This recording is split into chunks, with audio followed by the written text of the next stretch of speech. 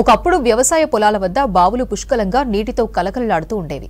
కరువు పరిస్థితులు బోరు బావులు డ్రిల్ చేస్తుండటంతో రాను రాను నీరు కనుమరుగైంది. ఇప్పుడు బోర్లలో కూడా నీరు రావడం లేదు. దీంతో పాత పద్ధతిలో మరోసారి బావులు తవ్విస్తున్నారు జహీరాబాద్ ప్రాంత రైతులు. బోర్ల కన్నా బావులే బావున్నాయంటున్నారు.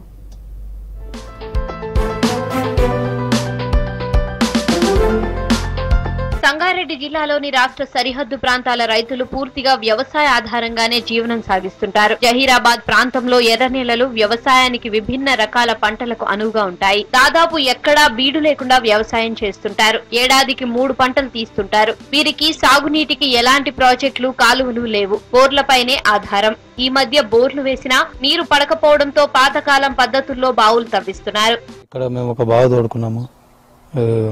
భూమి అవసరం కోసం, నీళ్ళ కోసం, నీటి కోసం, మాగి పంట ఎండాకాలంలో వర్షాకాలంలో కాకుండా వేరే కాలంలో పంట పండడానికి బావి తోడుకొని, అక్కడ బోరు వసతి మా దగ్గర తక్కువ ఉంది.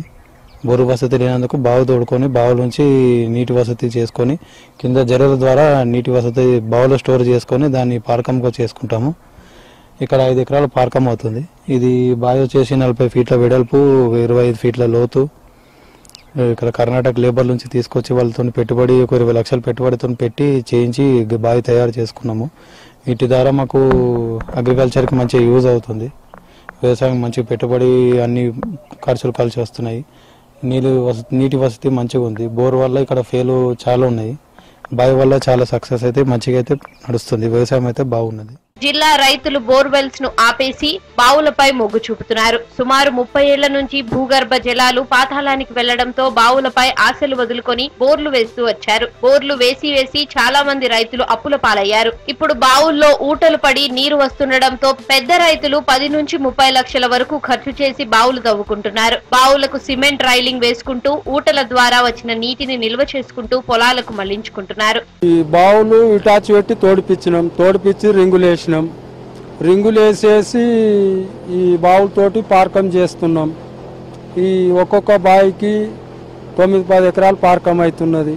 ఈ 3 బావులతోటి 25 ఎకరాల పార్కం అయ్యింది. బోల్ రేపిస్తే నీళ్లు వాడలేదు, బావులు తోడిపించి 2-3 బోల్ వేసినాం సార్, నీళ్లు వాడలేదు. ఆడికెళ్ళి అందుకే బావులు తోడిపిస్తాం. మేము జెర్లేం పండిస్తున్నాము, అల్లం పండించినాం. ఇంత మొదలు ఆలుగడ్డ, పత్తులు కూడా చేస్తాం. ఒక్క బావికి 30 లక్షల దాకా ఖర్చు వచ్చింది. సంవత్సరంకో బావి తోడినాం, పంట చేసినాం, బావులు తోడినాం.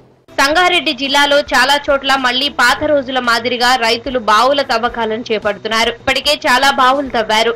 బావులతో సంతృప్తిగా ఉందంటున్నారు రైతులు.